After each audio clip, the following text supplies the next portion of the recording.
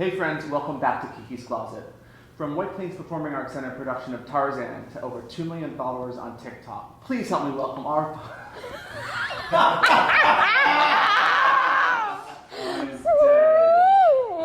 Please help me welcome Deanna Giulietti. Wow, how far you've come. Oh my God. Nobody knows that about me, that I was in Tarzan.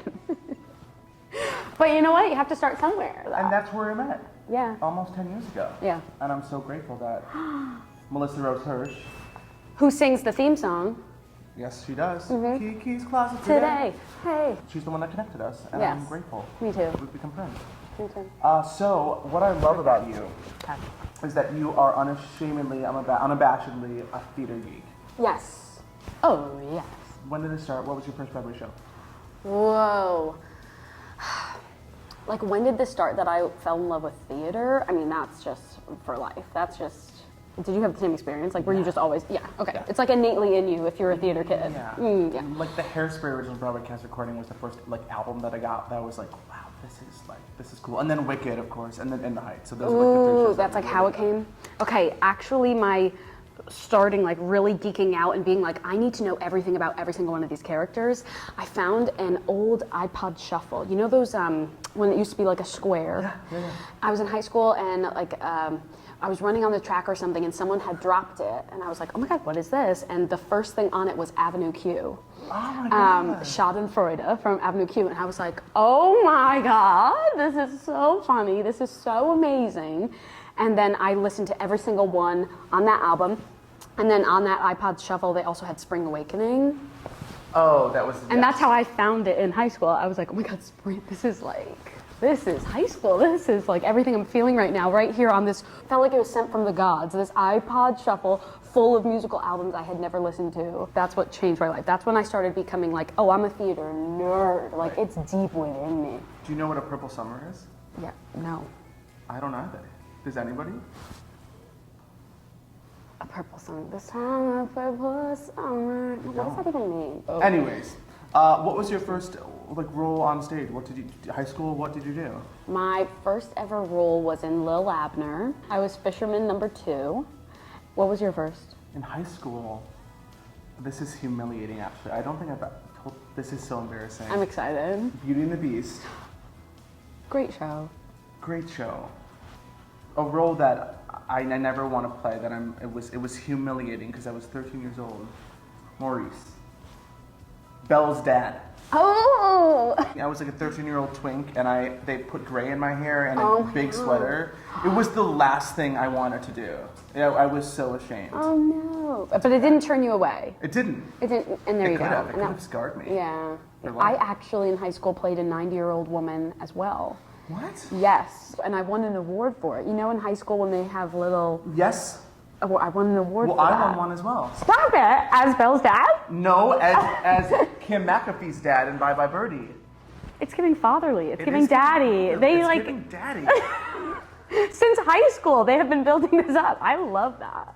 Lil Abner, what are other dream roles? I know that was one of your dream roles. Of course it was. I was fisherman number 2. My sister was fisherman number 1.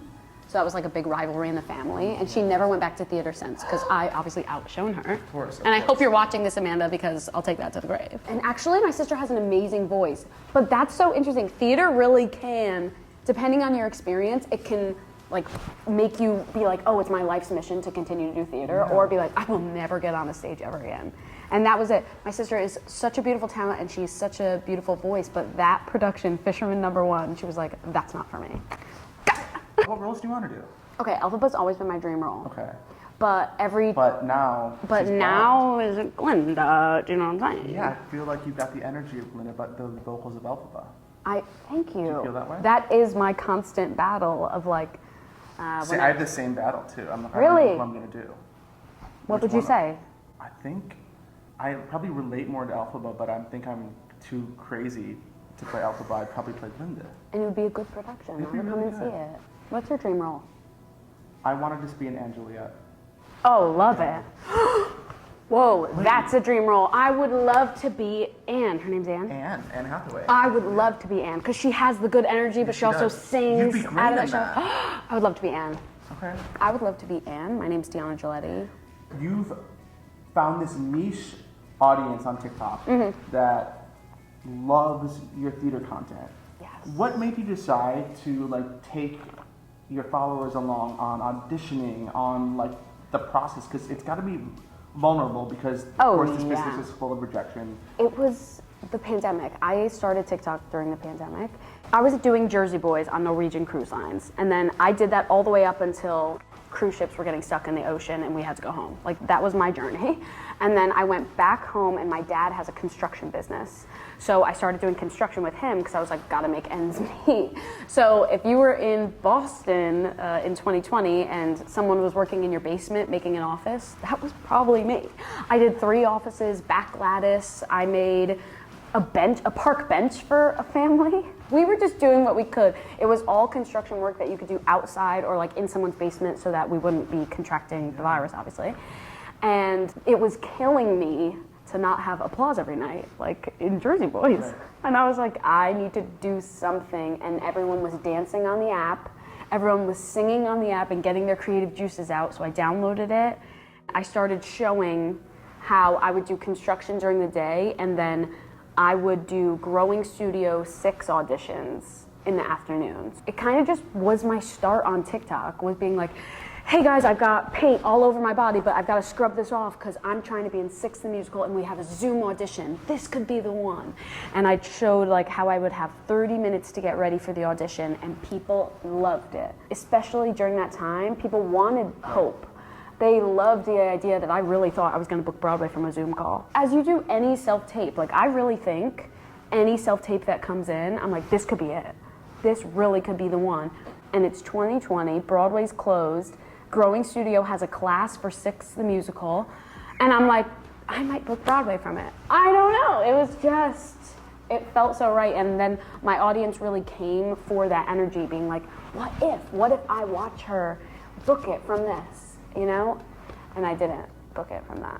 And I still haven't booked anything. But I still share each audition. But you book amazing opportunities. I mean, I got to see you as a correspondent on the NBC Macy's Day Parade. So much has come from social media and that following. I got cast in a movie straight from my TikTok. They saw my TikTok and they were like, can you do this energy just a little more Italian? I was like, yeah, of course I can. I was in Forget About It Christmas on VH1 with Nick Cannon and Justina Valentine. That was from TikTok. Have you found criticism from like strangers on there? Or do you find it to be a more positive place? I would say my community is a very positive space. I have 99% female following, and I do think that's why. Everybody's always lifting each other up. It's a very empowered space and a safe space. But when the few hate comments roll in, they are bad. It's so hard mentally, especially the first year. You see, out of 100 comments, you're gonna zone in on that one negative. Yeah. You just are. And then it doesn't leave you for a while. Right. So I hit a point where I was like, if a video goes too viral, I'm not checking the comments. Because I need to keep myself in that headspace and make another video tomorrow. I don't have time to worry about the one hate comment that's gonna be in there. Or else you're not gonna post anymore. It's too much. What I love is that you've labeled yourself a professional hype woman. Oh yeah. And I love that positivity and that encouragement that you give to me, to others. Have you always been like that? I think so. I think my love language is words of affirmation. And my mom said I was really just always like this. I always see the good first, which helps. And once I found out my audience was asking those questions too and needing them from me, that helped me find that niche. I was like, oh, I know what I can give to people. I can give positivity, hope, words of affirmation, help people through their day. And that's why I'm like, oh, I am built in a professional hype woman. Like, I do think everyone should root for people that they meet so hard, because when they reach that success, you feel such a joy for them. Such a joy. There's no room for competition. There's no room for hate. There's no room for comparison syndrome when you're rooting for people that hard. And it is like the immediate cure of all of those things. But I will say, I know you didn't ask this at all. Comparison syndrome is the hardest part of social media. Yes. I have muted so many people because I get stuck in a rut. You're just constantly consuming so much. You think you need to be somewhere else. You think, that has been like the hardest thing to deal with. Especially as artists. I mean, I can't not compare myself to other brown actors. Why am I not in that show? Why am I not in that room? Yep. But the only thing that does is hurt myself. Right, because we all, like you said, we bring different things to the table. We bring our unique talents and personalities, and we might not just be right for something. Right. And that's okay, but it's so hard. And then you think about it, it's just because of social media. Like, in my real life, when I meet people, I'm like, kill that. You get that audition, slay it, you're gonna be a star. But when you see it on the screen and you're just seeing over and over and over things, you do slowly start to say, I'm not in any of those things. Right. Why? And that's why it's like overconsumption and the comparison syndrome are like so real. I truly do love making people laugh and making videos that are gonna make people laugh. And that brings me the most joy, because it's like I love getting up, putting my camera there and being like, this was my dream last night. Like, nobody asked for it, but here it is. And I just know it's gonna make people smile. Well, you make me smile. You make me smile. And thank you for coming here. Oh God, of course. Look at this place. It's beautiful. This place is beautiful. This is like, it's giving luxury. Kiki's closet is upgraded. This is the kind of closet that I want at home. New year, new Kiki's closet, baby. Yeah, 2024. Thanks, everybody. Come on and come and play in Kiki's closet today.